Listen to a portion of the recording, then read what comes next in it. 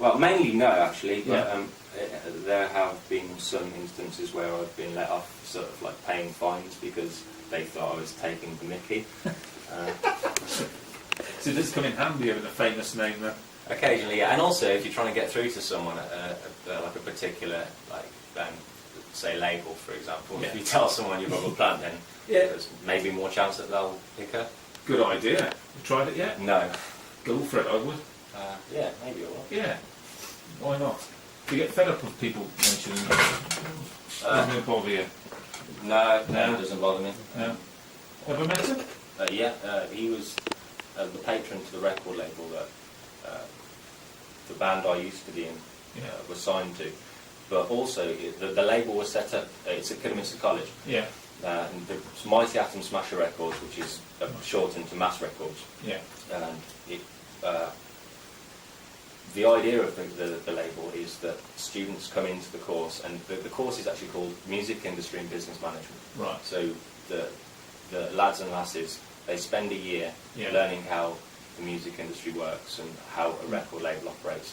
And so they spend a year as A&R executives listening to music that's sent in by people such as myself. Yeah.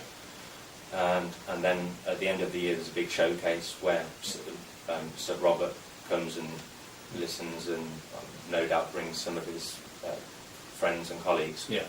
And those that are good are then launched into their careers by way of a compilation CD that Mass Records pay for and distribute. That's a great idea. Was it tough judging that? Did you actually judge it? Yeah. Was it hard to judge or not? Sometimes, yeah. I mean, sometimes bands would send something in, or particularly solo artists, and we would listen to the music, and it was very good, but it lacked something. Yeah. And it's very difficult for an A&R person to spend the time that would be necessary to get back in touch with the group or artist or band and say it's good, but if you could improve on certain areas, then that would be great.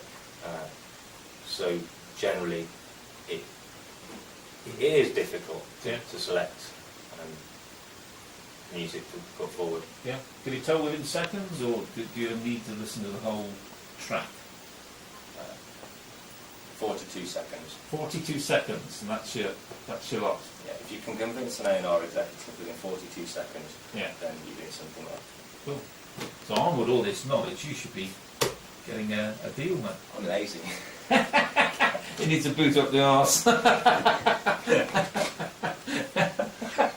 I wish I was joking.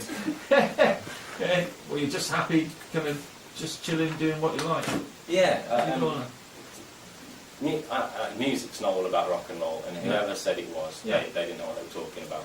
I spend, on average, less than 3 hours a week performing live, and the rest of the time, I mean, literally, not literally, but the majority of the working time is spent either writing, recording, re-recording, marketing, and just generally communicating with the industry. And it's for a singer-songwriter, self-employed solo artist, it's very difficult to manage the whole package. There are a couple of bands that I can think of, the Lost Prophets and Linkin Park. As bands, they each took on a specific role themselves, and they've released their own products, and they are a business. They're a working business. It's not all rock and roll. It can be difficult, but it's just the love of it, and quite happy to just drift along. Yeah, same here. I'm the same. Kindred spirits, mate, I think. Well, who's your influences then? Leonard Cohen. Singer-songwriters. O'Sullivan. Gilbert O'Sullivan. People that have a love for music and write, and it's not necessarily about having the #1 hit. No. Standing on the stage performing to 1,000 people. I'd be more than happy to just write a song, let someone else perform it, and sit back and go, that was really good. A performance rather. the song. Yeah. So if you could write a song for someone, who would it be? Green Day. Green Day? Yeah. Right. That was the first real band I listened to. Yeah.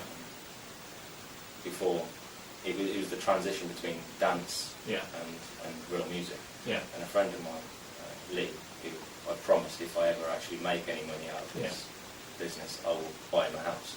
He brought over a Green Day CD, a Dookie album. Yeah. Skipped through all the tracks, got to track 7, which is Basket Case, Yeah. and the guitar and vocals came in straight away. And I was like, this is what I should be listening to. Yeah. I have since written to them Yeah. and asked if they wouldn't mind performing one of my tracks. Yeah. But I didn't get any reply. Oh well, keep going. Yeah, We'll definitely. take no for an answer. Another group I'd like to write for is Incubus. But Yeah. the thing is, the music that I've listened to growing up, they write their own material. Yeah. So I guess it would have to be someone like Beyonce, Yeah. one of the popular artists. Yeah. Cool. Okay, time for another one? What are we going to do this time? You got to retune? No. It was just that one song. It was Okay. it was written so long ago. I was Yeah. just experimenting back then. Yeah. Everything else is pretty much standard tuning. Right, okay.